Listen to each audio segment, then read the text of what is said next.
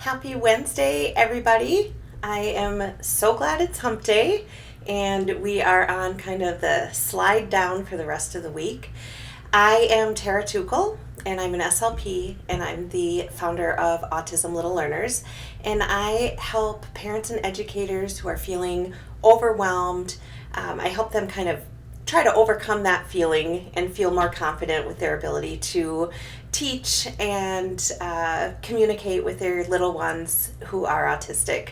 I make materials and resources and provide training to help with that.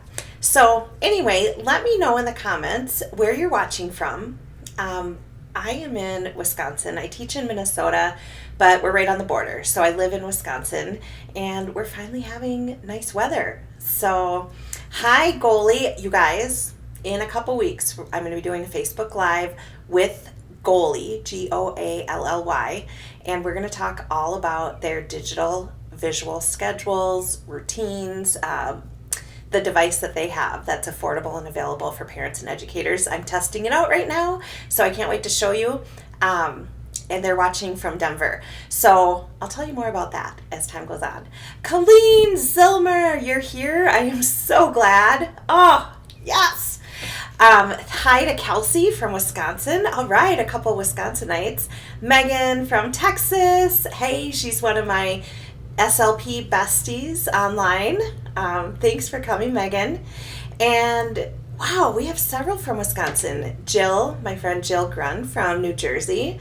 You guys, thank you for being here. We are winding down the school year. Tell me in the comments, how many days do you have left? I'm going to count here. I have Thursday, Friday. I have 7 days left, you guys. I think this year more than ever, we have earned our vacation, right? So tell me in the comments how many days you have left, or about how many days you have left.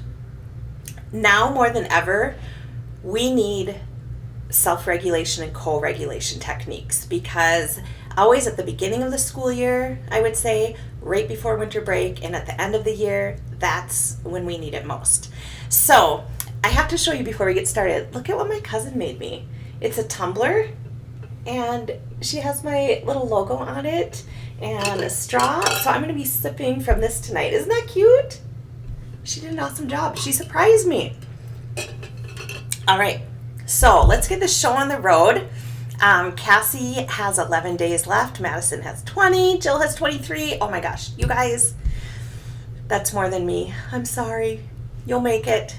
You'll make it. All right, let's get started. Co-regulation. Let me know in the comments. I always like a little lively group in the comments. Let me know, have you heard of co-regulation?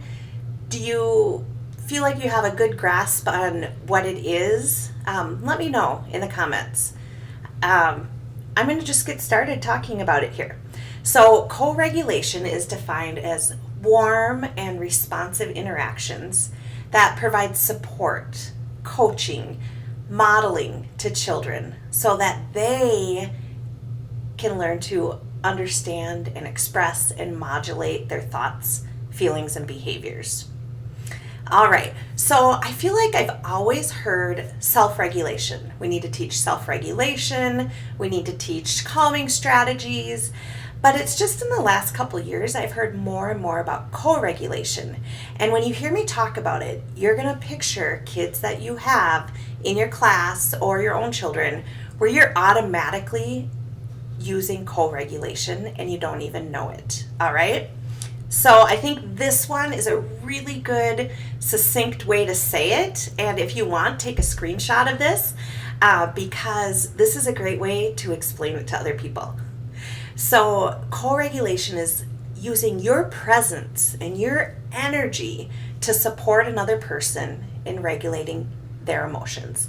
So think of a baby or a 1-year-old, and if they're upset or they're stressed, dysregulated, what are you going to do? You're going to pick them up and you're going to maybe bounce them. And how are you going to talk to them?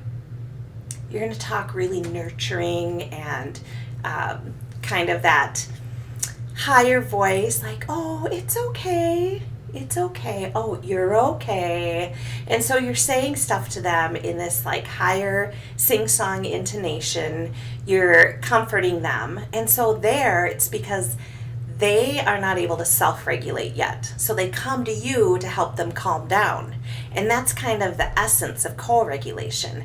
And I feel like the more I've learned about it, and the more I've been trying to implement this idea of co-regulation in my classroom as a developmental step before self-regulation, and especially with 3-year-olds and my autistic 3-year-olds in my classroom, this is huge, and it's kind of changed. I've made a shift in my thinking, and it's helped me really lean into the co-regulation and then start to bridge to self-regulation, but not expecting them to be able to do that right away.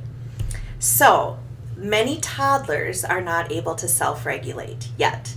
And so co-regulation is that really great tool to help them learn how to identify and process and manage their emotions, because they can't do it alone yet. Think of a toddler. Everything is like from 0 to 60, right? Can you picture students in your class like this? Let me know in the comments. Do you have students who seem fine 1 minute and then like one little thing happens and it's 0 to 60 and they're upset or on the floor or crying or maybe having a tantrum, and it's really hard to bring them back? And so those are the kids that aren't really able to self-regulate yet. So, okay, Wanda says it's like I do, we do, you do model. Yes, it's the we do step. And so I feel like a lot of times it's skipped because I think in school, it doesn't matter if it's early childhood or elementary. A lot of times in school, we think self-regulation. We need to teach them how to do it themselves, which we do. But we need this little step beforehand, especially for kids that really struggle with that emotional regulation. And I'm sure we can all think of a child like that. So it can be really helpful for neurodivergent children, so children who are autistic, children who have ADHD, brains that kind of the developmental trajectory or how kids are developing, managing their emotions and regulating their emotions are just a lot harder for them until they learn strategies. And so co-regulation can be this really important step for neurodivergent children who struggle with that regulating and expressing their emotions.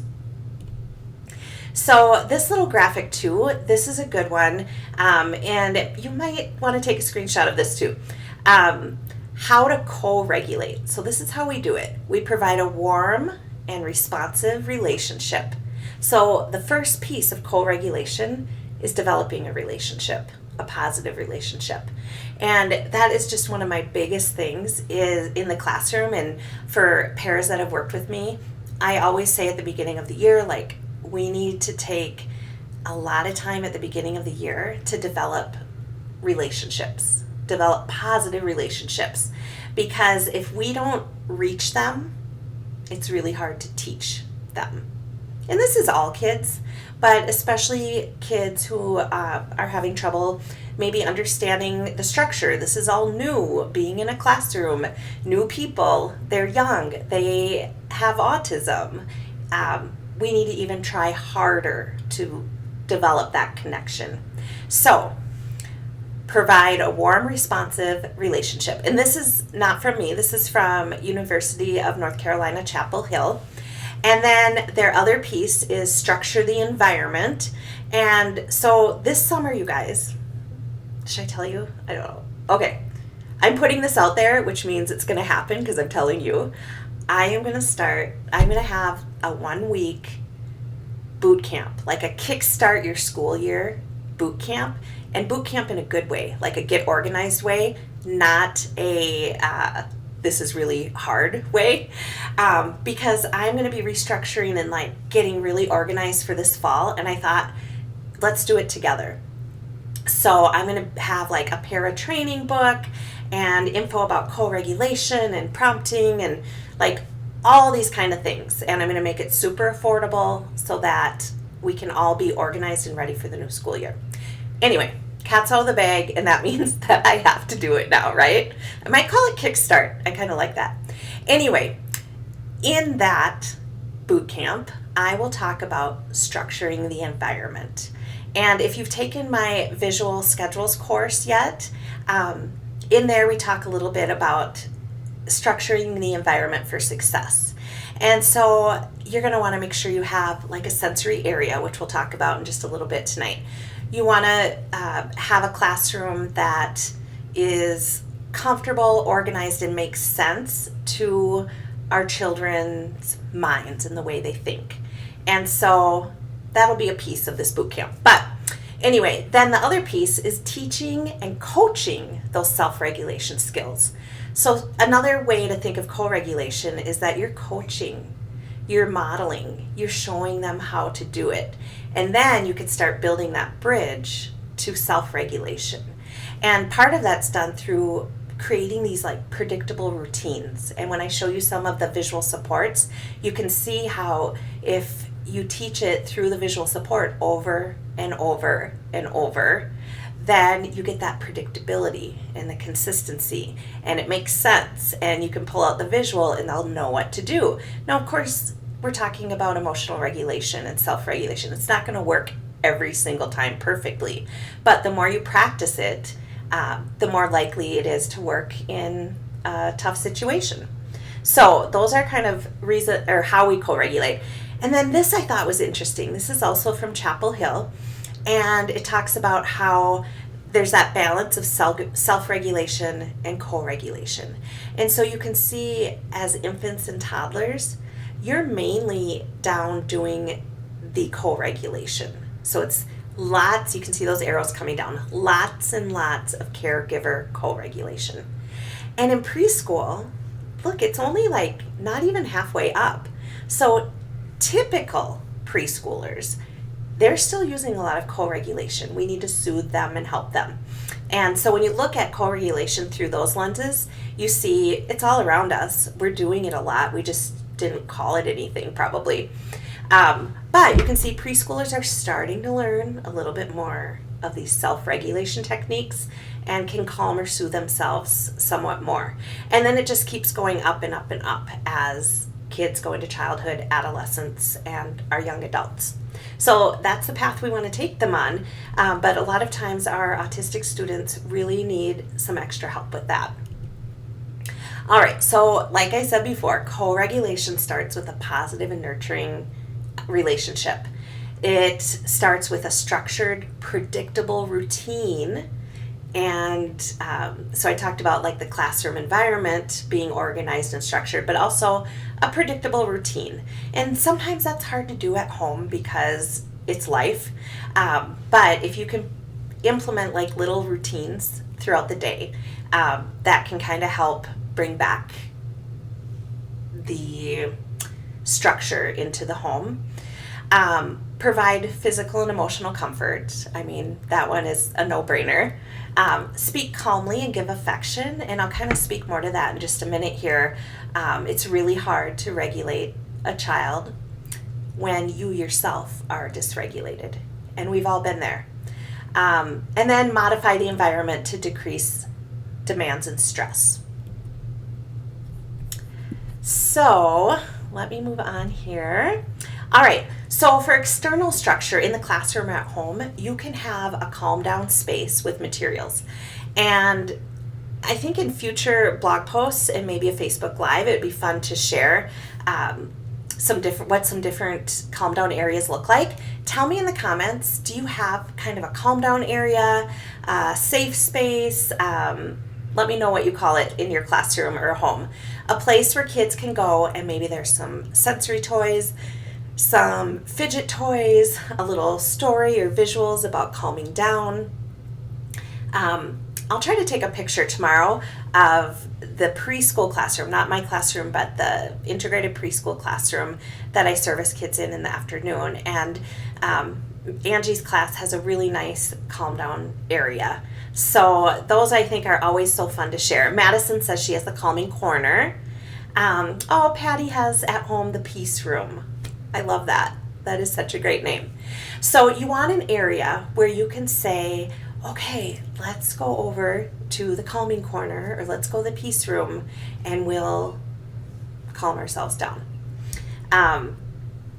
So some tips for co-regulation. Use emotional modeling. And so think of this like, I always think of little kids. If they're running and they fall down, particularly toddlers or 3-4-year-olds, they'll look back at their parent as if to say like, oh, did that hurt or not? Should I be sad? And so with that, I feel like if a parent is really reactive, like, oh no, then the child's going to start crying, right? Because that's the emotion you're modeling. You should be upset. You should be worried. And then if you have the parent that says, oh, get on up, you're good. Now, I mean, if someone really got hurt, that's different. But you know what I mean. When they kind of fall and they're not hurt, but they look back to see how they should feel, that's kind of that emotional modeling. And so you want to just model calm. You want to model the breathing. And so you'll see a couple lines down here, breathe together. That's one of them. So you just want to watch what vibes you're giving off, what nonverbal cues you're giving off. So then the other thing you want to do is get on their level. So a lot of times I hear someone say like, use your words, and they're standing above them. And I'm like, a lot of times they're in my class because they either don't have words yet, they're maybe non-speaking, or they have a few words, but the ability to access those when you are emotionally dysregulated is pretty slim to none, right? So saying use your words or standing above, the first thing with co-regulation is get on their level, right? We can model back their language. We can label their emotions. We can offer choices.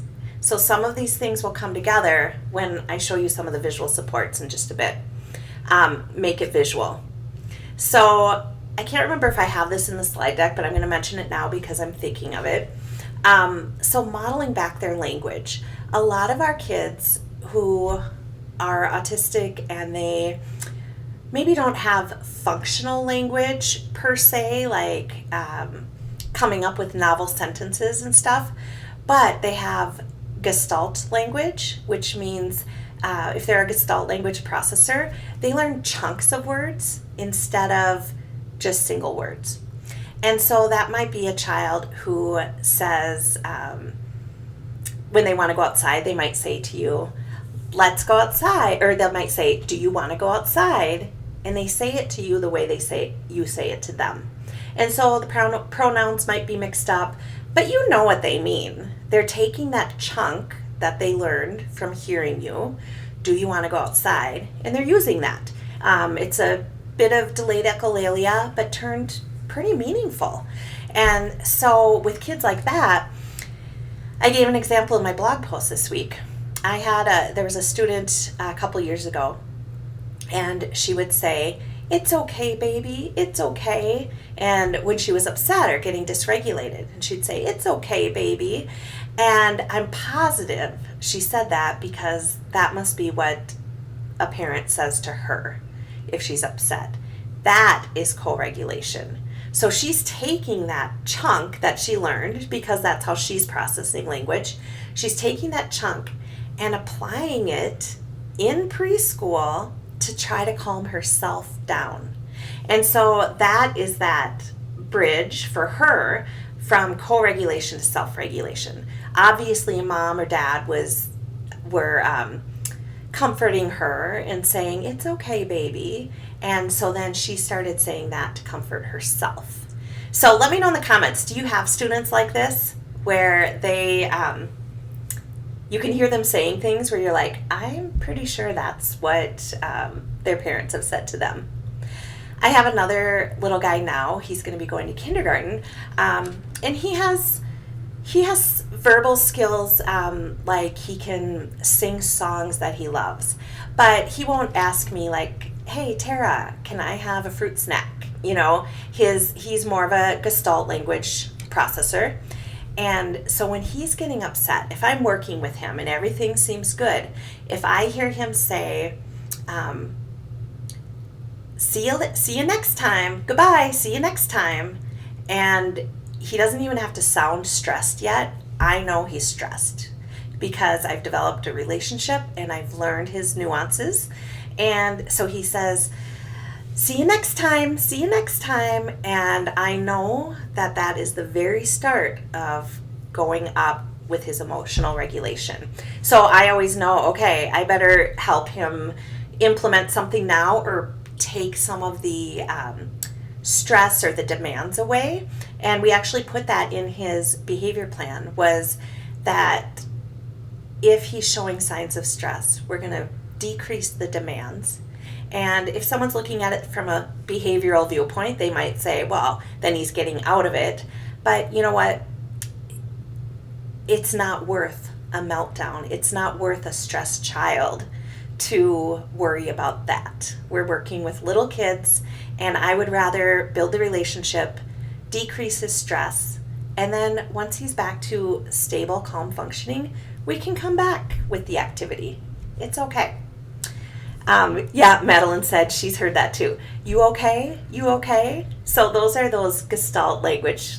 Joanne says, her son says, I know, repeatedly when he's upset, because that's how she tells him that she knows he's sad. I love these examples because we've all been there, and it makes total sense to those of us that know the kids really well. Trisha says, my autistic 4-year-old always says, okay, when he gets hurt. He's making that co-regulation connection. Yes, that's exactly it. Oh, you guys, you're so good. Okay, so this is the quote I was trying to quote earlier. I didn't get it quite right.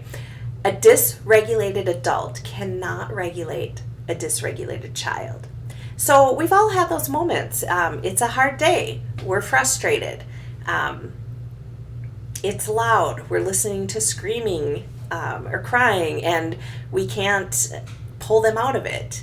And so if you're caught on a bad day, or you kind of go from where you're feeling frustrated, a lot of times in my class, our team is really good about kind of tapping out and tag teaming with somebody. And sometimes just introducing a new adult and getting rid of whatever vibes are going on there that are not resolving the situation can help.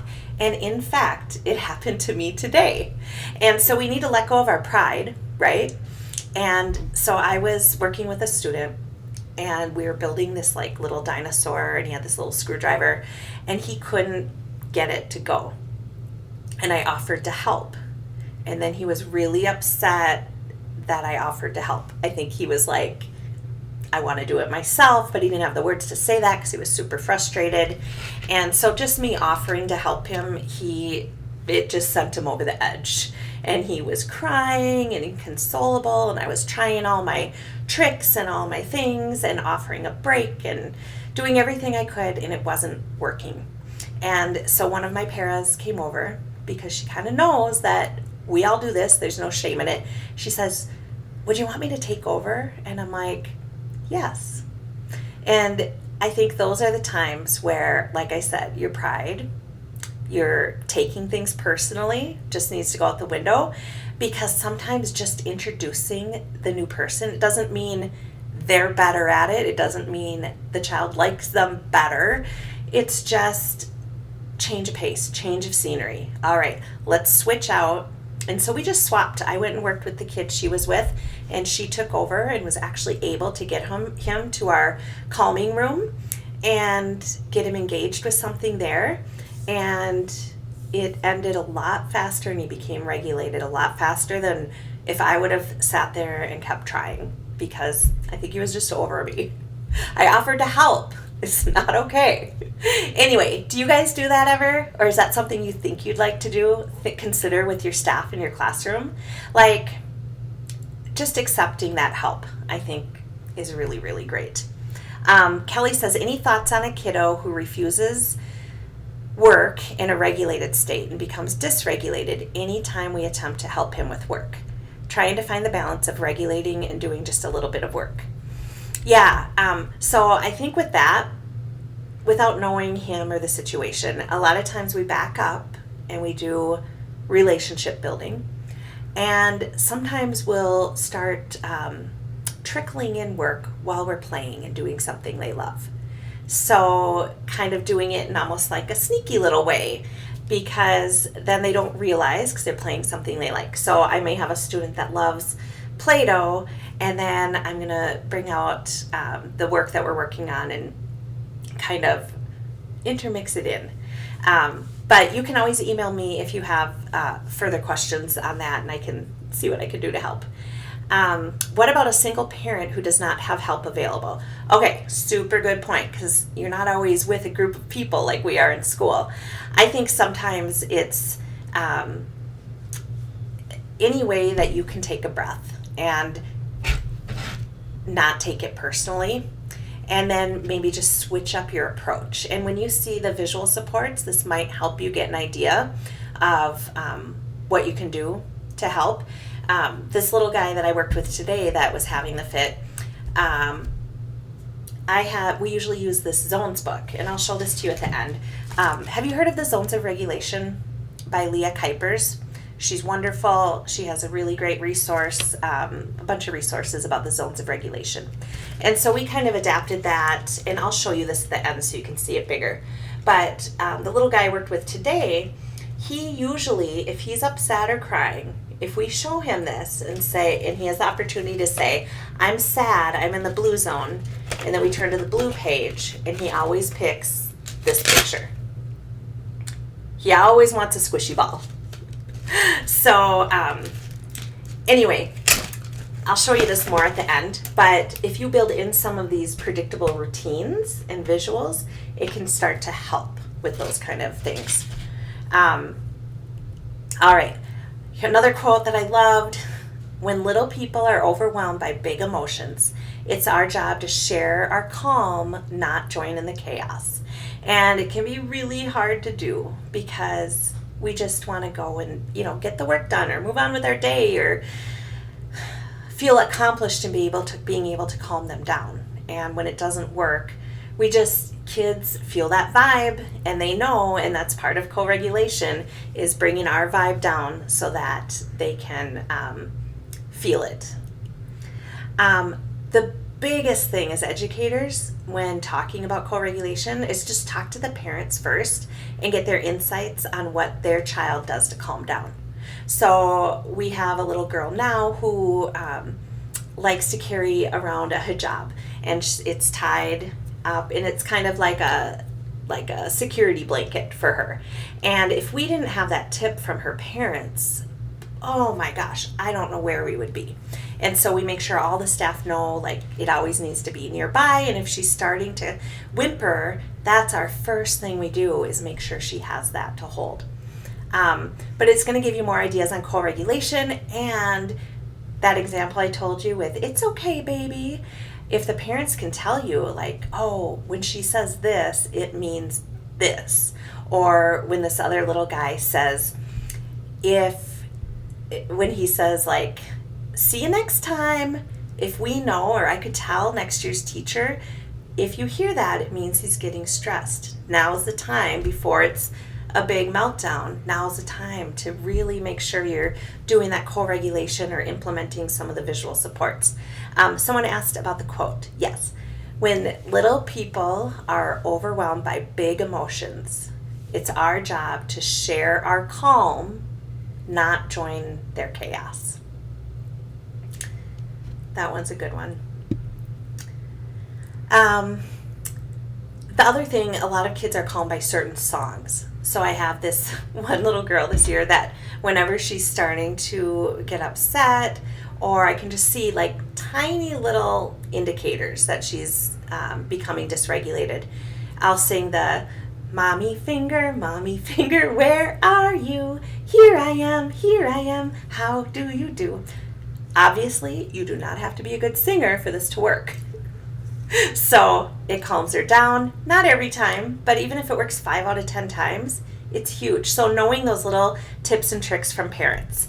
The next thing is you're really going to want to talk to an occupational therapist, especially if you have a sensory-based OT. A lot of them are trained in OT strategies, and they can give you additional suggestions and ideas. And I've just worked with so many awesome OTs over the years that I feel like even when they're not in the room, my staff is able to come together and meet kids' sensory needs. And then we'll talk to the OT if there's something more we need or something's not working. So be sure to talk to OT. And once you're using these co-regulation techniques, then you can start building that bridge, like I was talking about, to self-regulation. So self-regulation is that ability for them to regulate their own thoughts, feelings, actions, and negotiate challenges. Excuse me.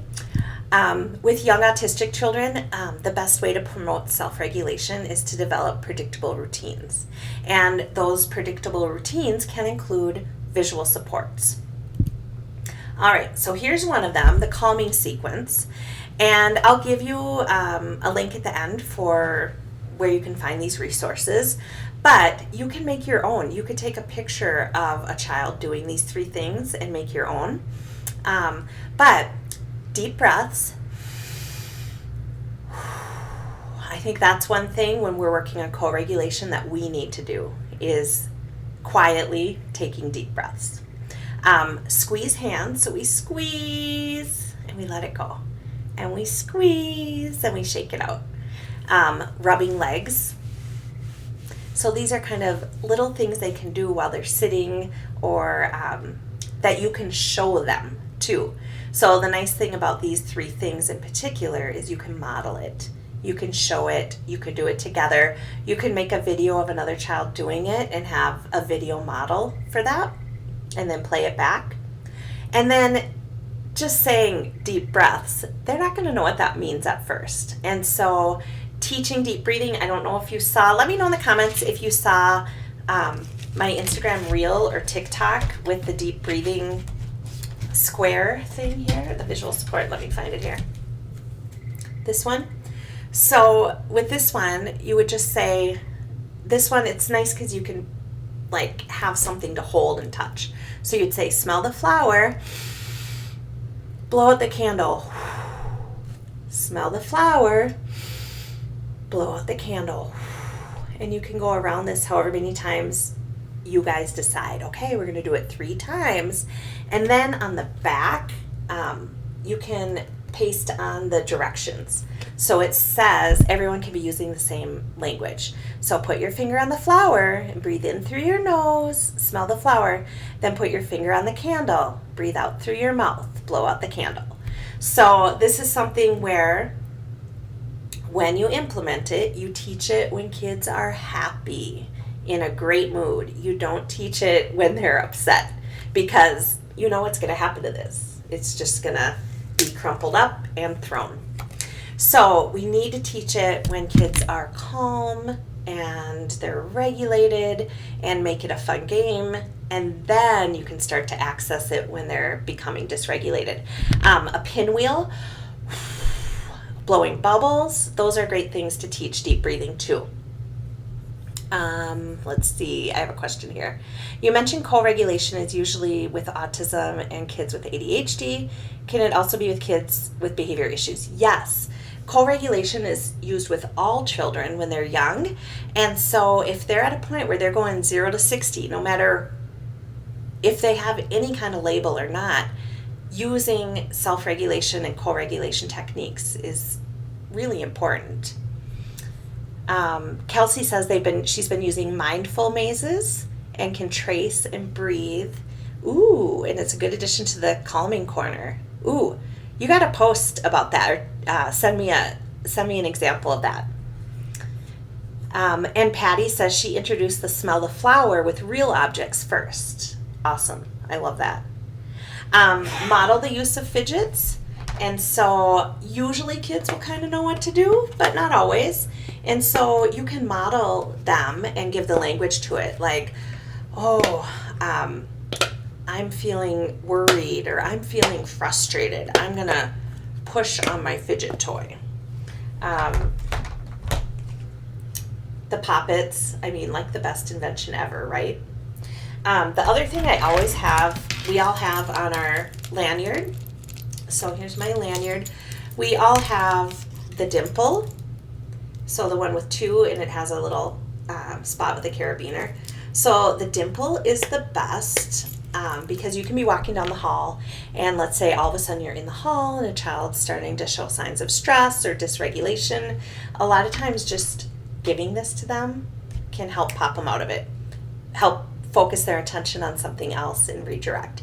So we always have that with us, along with the pictures on the lanyard. So anyway, I digress, but I did want to show you that. And then you can use visuals to label emotions. And so I think the hard thing with a lot of our autistic kids is that they're trying to figure out what emotions mean and recognize emotions, and then trying to figure out strategies that can help when they feel that emotion. So making it visual. So this one here, you could see there's a bunch of choices. I wouldn't usually have all those choices out. It's just to show you kind of what's in there. But you could have, okay, when I feel mad, I can try this. Or I have some that say, I'll show you a picture in a minute, I feel I need. So when I feel mad, I can try squeezing a ball. And so it has choices, and you can individualize it to kids. It can be used at home or school. And these are, I found with 3 and 4-year-olds, such a great place to start, because you can put out just 3 emotions: happy, sad, mad. And then you can put out things that they like to do. So building in little routines like this can really help you make that shift from co-regulation to self-regulation. And then the child will know what to do. And do these activities when children, like I said, are calm and regulated. That's where we start. And we can model it too. So, oh, you look happy. Okay, what do you want? Oh, you want to go on the swing. Okay. And then you can start to show them and model. I'll show it with you when I have the big screen on so you can see it. But then you can start to show them like, oh, you look sad. Okay, what can we do? Oh, maybe we can do bubbles. And it'll make more sense when I show you this visual. All right, so a lot of these pictures, for people asking where to get them, they're in the preschool self-regulation resource. And I'll put a link in the comments after I'm done here. But if you wanted to go, it's just autismlittlelearners.com/calm, CALM. And you can take a look at it. I put it on sale for $2 off for the rest of this week through the weekend, because I knew I was going to be talking about this a lot. And this has tons and tons of resources in it. And I'll go over them a little bit here. The other thing that you're going to want to make note of is I have a freebie. And I don't know, let me know in the comments, have any of you downloaded this yet? The Taking a Break freebie. So it's just a social story all about taking a break and things you can do when you're in the break. And so that's available for free. I'll put the link in the comments when I'm done also. All right. One little housekeeping thing. If you have not downloaded the Visual Support Starter Set, I will link that in the comments too, but it has everything included in that picture there. It's free, and it's everything with explanations to get started using these visual supports. And I know some of you have been using them. And then I have a Visual Supports private Facebook group. And sometimes I'll do little challenges in there and kind of post some other freebies or supports or little trainings. So I'll put that in the comments too. And next week, I'm going to talk about using visuals for toilet training. So you're going to want to stay tuned for that. I'll put out a RSVP event for that too. All right, I'm going to come full screen here quick, and there. Okay, so this is the one I was talking about, and this is in that preschool self-regulation set. So this one you can make simple, like if you're like me in the classroom in the middle of juggling everything, you don't need a big cumbersome bunch of stuff right? So this one is small, and this is, like I said, for kids starting out. Okay, we're going to just have happy, sad, mad. So you can model for them. Okay, oh, it looks like you're happy. You feel happy. And you could even look in a mirror or something if you have that there. But then, okay, what should we do? And you could have something on here that's like super fun too. But okay, bubbles. You're happy. Let's do bubbles. And then if they're maybe a little bit sad one day, okay, oh, you look like you feel sad. What could help? Okay, bubbles or pushing the wall. And these would be things that you've practiced. So there's lots of options. One could be a drink of water. One could be a hug. We usually do have hug on there because hug is just one of the best things that can solve everything, and kids will pick it a lot. Sometimes it's an object to hold, like a little toy car. And so that will help pop kids out of it and help them become more regulated. So these kind of things are really, really helpful. And just modeling at first and then coaching them through it, that's kind of the co-regulation piece. And then you get to the point where they can just pull them off and do it themselves. And that kind of leads to, so someone might start with this, but then at our early childhood program, we know that the elementary program does zones of regulation. And so we kind of adapted it to work for the early childhood level, our 3 to 5 year olds. And so we set it up kind of like with a sentence strip, like kids are used to with their communication book, some of the kids. And so we'll model that, like, oh, you look sad. That's the blue zone. I feel sad. I'm in the blue zone. And then you go to the blue page. So this is literally construction paper. You can make your own super easy with construction paper. And I'll link you Zones of Regulation, Leah Kuiper's resource in the comments too. But okay, you're in the blue zone, you're sad. Do you need a hug? Do you need to read a book? Do you need a squeeze ball or get a drink? Like, these are great options for early childhood because they usually work. And then you have the green zone, you have the yellow zone, and the red zone. And the thing with zones, none of the zones are bad. Like, if you're in the red zone, it's okay. Like, we all are in the red zone sometimes. So it's just a way of explaining it. It doesn't mean one zone is better than the other. It's just, okay, what can we do to regulate ourselves if we're not regulated? And this kind of helps structure it up for kids. Elizabeth said, how do you balance providing kids the words for their emotions, like you're happy, without telling them how they feel? Yeah, especially with kids that don't have expressive verbal language. Really, really good question. So I think that's why sometimes I'll say, oh, it kind of looks like you fill in the blank. And then we're working one-on-one trying to teach those emotions so that they can better learn to understand them and identify them in themselves. And so I think at first it's just with that co-regulation and trying to label what you think you see, and phrasing it in like, I think you might be sad. I think you might be mad. And sometimes they tell you no, and that's okay. I had a student years and years ago at the elementary level, and I was writing a social story with him. I wasn't using this, but I was trying to put his perspective in, and I said, that makes me feel frustrated. And he says, no, Tara, you've got it all wrong. It makes me mad. And I'm like, okay. So really good point, Elizabeth. And it's really hard with young ones that aren't able to express or identify those emotions yet. So we make our best guess. All right. One other thing I showed you was the calming sequence. And so there's that set one. But in this resource, you can also have a blank one.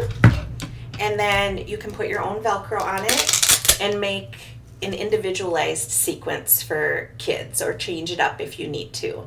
So different things might work for different kids, and so that allows you to do that.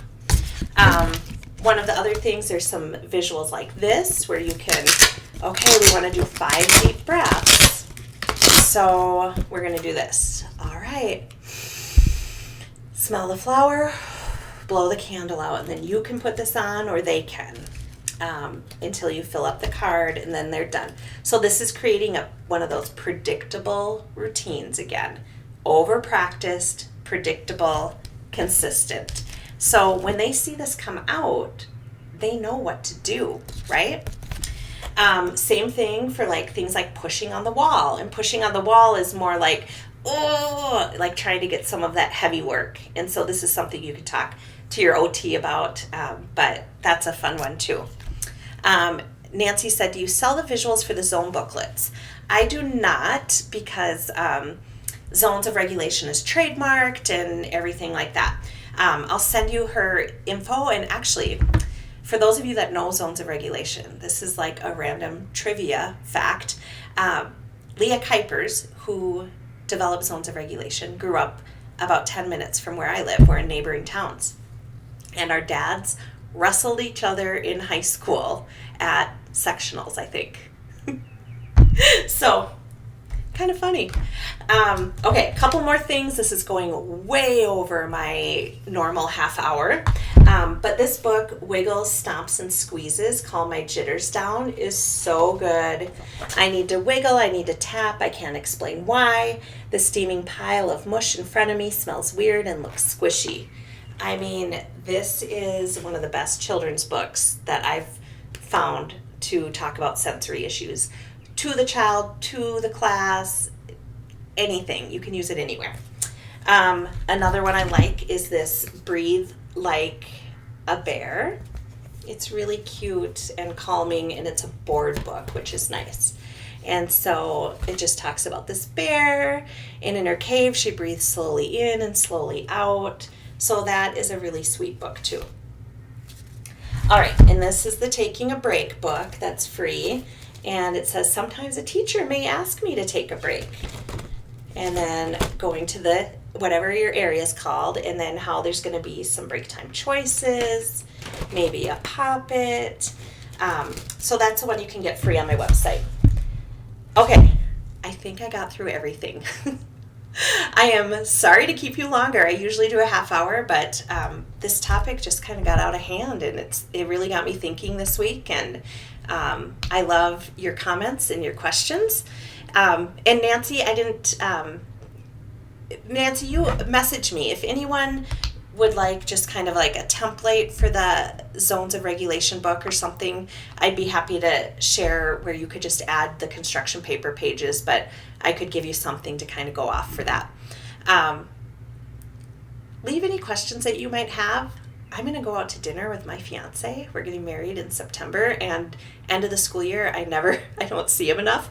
When I get back, I will put all those links in the comments, and I will answer any questions you guys might have. And I'll see you next week for toileting.